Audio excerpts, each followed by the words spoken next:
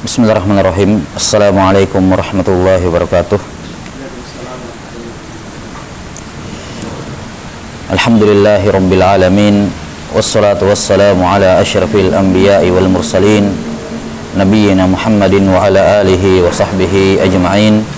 Asyhadu an la ilaha illallah wahdahu la syarika lah, wa asyhadu anna Muhammadan abduhu wa rasuluh. Allahumma la sahla illa ma ja'altahu sahla, wa anta taj'alul hazna sahlan idza syi'ta. Allahumma faqihna fi dinik, wa 'allimna ma yanfa'una, warzuqna al-ikhlasa fil qawli wal 'amal, wa zidna 'ilman ya arhamar rahimin.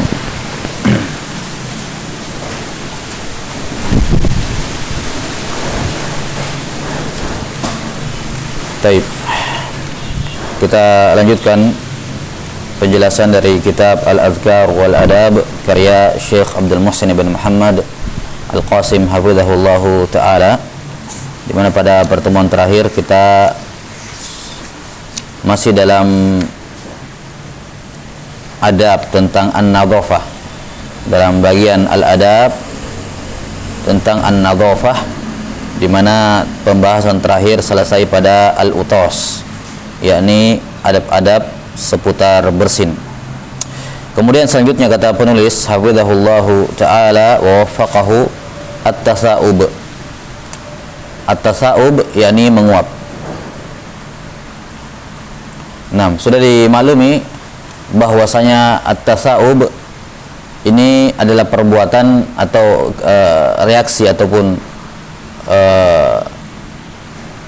biasanya terjadi pada seseorang yang kekurangan oksigen di otaknya, sehingga ya ini secara secara kauninya, tentunya secara kauninya ya, dia membutuhkan dia pun menghirup jumlah oksigen dalam jumlah yang banyak masuk ke dalam ke otaknya, dibutuhkan ya. Makanya kalau kadang seorang ngantuk, ya itu salah satu penyebabnya karena itu. Nah, maka surahnya tasawuf ini adalah ada sejumlah udara atau oksigen yang masuk dalam tubuh dalam jumlah yang besar untuk kebutuhan otak ya yang sedang kekurangan oksigen. Nah disinilah kemudian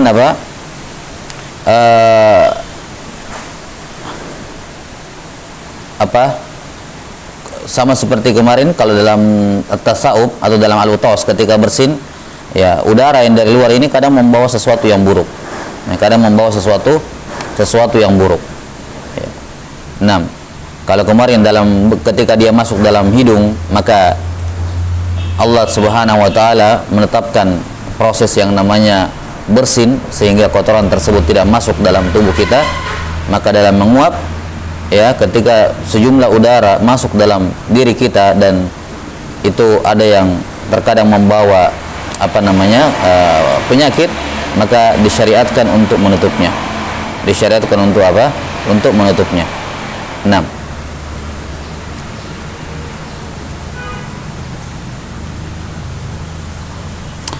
Kata beliau,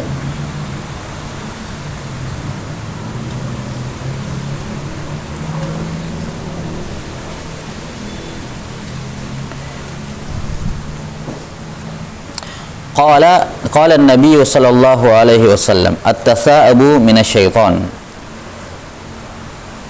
Fa idza tasa'aba ahadukum falyaruddahu mastata'a, fa inna ahadakum idza qalaha dhahika syaitan. Kata beliau, Nabi sallallahu alaihi wasallam bersabda, at-tasa'ubu minasyaitan. At-tasa'ub ini ya, ini berasal dari syaitan. Nah, fa in tasa'aba ahadukum, maka jika seorang di antara kalian menguap, falyaruddahu mastata', maka hendaknya dia menolaknya semaksimal mungkin. Nah, yakni ketika jumlah udara yang masuk jumlah banyak, maka akan ada juga yang keluar reaksinya ya. Maka ketika keluar inilah ketika udara yang dari dalam ini keluar ya, maka falyaruddahu mastata', hendaknya dia menahannya semaksimal mungkin. Fa inna ahadakum idza qalaha dhahika asyaiton, karena kalau dia membiarkan udara udara yang keluar itu keluar dengan begitu saja, maka akan keluar suara ha atau ah gitu ya. Dalam riwayat lain dalam riwayat ini dikatakan ha, dalam riwayat yang lain ah. Dan ini mungkin yang lebih sesuai dengan zahir ya, atau sesuai dengan kenyataan. Ini dalam riwayat lain. 6. Dan ini suara yang keluar ketika seorang membiarkan tidak menahan menguapnya maksudnya. Ketika dia tidak menahan, dia keluarkan begitu saja tanpa ditahan, maka itu suara yang keluar. Di hadis ini dikatakan ha, dalam riwayat lain dikatakan dalam riwayat lain ha. Ini beberapa riwayat dari Nabi sallallahu alaihi wasallam yang intinya semuanya adalah akan keluar suara. Ya, akan keluar suara. 6. Maka kapan dia melakukan itu, kapan dia tidak menahan kemudian keluar suara darinya, dhahika syaitan, maka setan akan menertawainya. Ya, setan akan menertawainya. Baik. Dalam hadis ini, atau kita bacakan hadis berikutnya juga karena semakna ya. Qala an-nabiy sallallahu alaihi wasallam, "Idza tasa'aba ahadukum falyumsik bi yadihi ala fihi, fa inna syaitana yadkhul." Ya, kalau seorang di antara kalian tasa'aba, menguap, maka hendaknya dia tutup mulutnya dengan tangannya, karena setan akan masuk. Ini menunjukkan dia bisa masuk bersama dengan udara yang dihirup. Ya, setan itu bisa masuk bersama dengan udara yang dihirup. Baik. Dalam dua hadis ini disebutkan secara umum beberapa adab. Ya, ada 3 adab yang berkenaan dengan masalah tasawuf. Nah, baik, atau dua adab ya. 6. Adab yang pertama adalah disyariatkan bagi seorang untuk menutup mulutnya semaksimal mungkin. Semaksimal mungkin. Yani dia menutupkan tangannya ke dalam ke mulutnya semaksimal mungkin. Dikatakan dalam hadis mastata, semaksimal mungkin. Ya. Maka nggak cukup ketika menguat itu cuma sekedar begini. Ini kan kayak gini keluar lagi. Ya. Ya, sekedar begini atau cuman setengahnya doang atau cuman kayak begini. Ya, itu betul-betul harus ditutup. Ya, bukan cuman kalau kayak gini kan enggak tertutup semuanya. Itu berarti belum mastata'ah. Makanya para ulama mengatakan sunnahnya adalah dia iqbid itu menggenggam. Iqbid biyadihi ala fihi, dia menggenggam mulutnya dengan tangannya. Muhkiman subutuha alaihi, muhkim, jadi muhkam, betul-betul kayak menutup, kokoh gitu ya, kokoh supaya tidak ada udara yang keluar ya, tidak ada udara yang keluar dari dalam mulutnya ya. Karena berbeda dengan bersin. Kalau bersin ya, itu udara yang keluar dari dalam dirinya itu untuk mendorong ya, untuk mendorong kotoran ataupun kuman yang mau masuk tersebut. Sementara menguap ini keluar dari dari lambungnya, dari udara-udara yang tidak sedap ya, udara yang tidak sedap untuk dicium ataupun dilihat oleh orang. 6. Jelas ya? Maka ini adab yang pertama, kalau seorang menguap dia tutup muhkiman, dia rapatkan, betul-betul dia rapatkan. Ya, betul-betul dia rapatkan, bukan cuma setengah, bukan cuma atau dia begini tapi masih terbuka jari jemarinya longgar sehingga tetap aja keluar udara di antara jari jemarinya. Ini semuanya belum mengamalkan as-sunnah. As-sunnah adalah dia menggenggam mulutnya, seakan-akan menggenggam mulutnya, muhkiman subutaha alaih, dia mengokohkan tangannya di situ sehingga betul-betul tidak ada yang keluar. 6. Kemudian mungkin akan ada pertanyaan, kita menggunakan tangan apa? 6. Tentunya dalam hal ini ya, karena sifatnya ini udara yang keluar ya dari dalam ya, ini berbeda dengan bersin kemarin. Baik.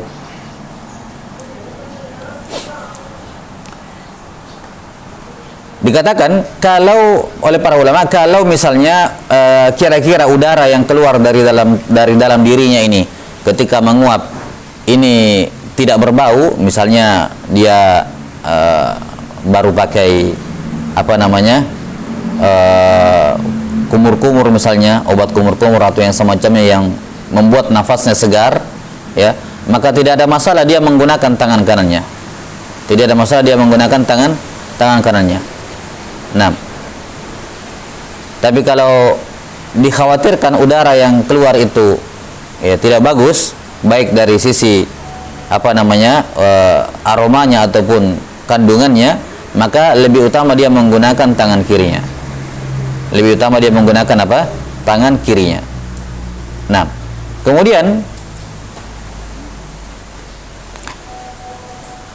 para ulama juga menyatakan bahwasanya lebih diunggulkan atau lebih diutamakan seorang menggunakan punggung telapak tangan kirinya, ya, punggung telapak tangan kirinya, ya, karena kalau udaranya kotor atau udara yang keluar dari dalam dirinya itu, dari dalam tubuhnya itu kotor, kemudian dia menutup pakai tangan kirinya, ini maka telapak tangan yang kiri kadang digunakan untuk yang lain, kadang digunakan untuk yang lain, ya, maka sebagian ulama mengatakan yang paling afdol adalah dia menutup mulutnya ketika menguap dengan tangan kiri dengan punggungnya seperti ini, ya, seperti ini. Nah, semaksimal mungkin. Tapi intinya di sini adalah ini sekedar apa namanya istihsan, ya, anggapan baik dari para ulama. Artinya secara umum ya tidak ada masalah tentunya menggunakan tangan kiri, mau punggung mau depan juga tidak ada masalah, ya. 6. Apalagi apa namanya ketika berada di depan di tempat orang ramai misalnya, ya, maka selayaknya dia menggunakan tangan kiri, karena kalau dia menggunakan tangan kanan, ya, nanti siapa tahu dia butuhkan tangan kanannya untuk, ya, kalau di zaman-zaman biasanya, ya, sebelum pandemi ini mungkin salaman atau apa, maka agak kurang bagus kalau dia menguap kemudian menutup dengan tangan kanannya kemudian bersentuhan dengan orang. Demikian pula mungkin dengan telapak tangan kirinya kadang dia butuhkan, ya, maka dilihat saja secara umum patokannya adalah kalau udara yang keluar dari dalam tubuhnya ini, ya, kira-kira berbau ataupun tidak sehat, maka dia menggunakan tangan kirinya. Dia menggunakan tangan kirinya dan tidak menggunakan tangan kanannya. Nah, tapi apakah dia menggunakan punggung telapak tangannya atau telapak tangan bagian dalam atau telapak tangannya atau punggungnya, maka di sini sebenarnya bisa dikembalikan kepada yang mana yang lebih muhkam, yang mana lebih muhkim, yang mana lebih menutup dengan sempurna. Apakah dengan menggunakan telapak tangan kiri seperti ini ataukah dengan punggung telapak tangan kanan? Ya, dilihat saja. Ini sekedar apa namanya arahan dari para ulama dalam masalah ini dan tidak ada nas spesifik dalam hal ini. Baik. Kemudian adab yang kedua, ya, adab yang kedua yang berkenaan dengan menguap, ya, adalah tidak mengeluarkan suara, ya, tidak mengeluarkan apa? Suara. Dan ini diantara sebabnya adalah dengan menutup, ya. 6. Diantara sebabnya adalah dengan menutup mulut. Karena kapan dia tidak menutup mulutnya maka bisa keluar suara seperti itu. Dan tentunya yang dimaksud di sini menutup mulut ketika menguap adalah menutupnya sepanjang menguap. Ya, bukan cuma ditutup setengah, ya, pas setengahnya sudah dibuka mulutnya padahal masih menguap misalnya. Ya, padahal masih menguap. Maka ditutup semaksimal mungkin selama dia masih menguap. 6. Ini dua apa namanya? Karena disebutkan ada dua apa namanya? Ada dua keburukan kalau seorang meninggalkan sunnah ini. Keburukan yang pertama, kalau dia tidak menutup mulutnya, dikatakan fa inna syaitana yadkhul, setan akan masuk, ya, ke dalam tubuhnya. Kemudian yang kedua, kalau dia mengeluarkan suara ha ketika menguap atau ah dan semacamnya, ya, ketika menguap, maka setan akan menertawainya. Ya, dan ini hal seperti ini merupakan amalan yang makruh. Yang meninggalkan sunnah semacam ini adalah hal yang makruh. 6. Dan betapa banyak seorang itu yang kemudian bermasalah, misalnya penyakit di tenggorokannya, ya, dengan semua macam jenis penyakit tenggorokan dari yang paling ringan sampai yang paling parah, dikarenakan dia tidak menguap ketika menutup mulutnya, sehingga udara yang kotor membawa penyakit masuk ke dalam tubuhnya. 6. Wallahul musta'an.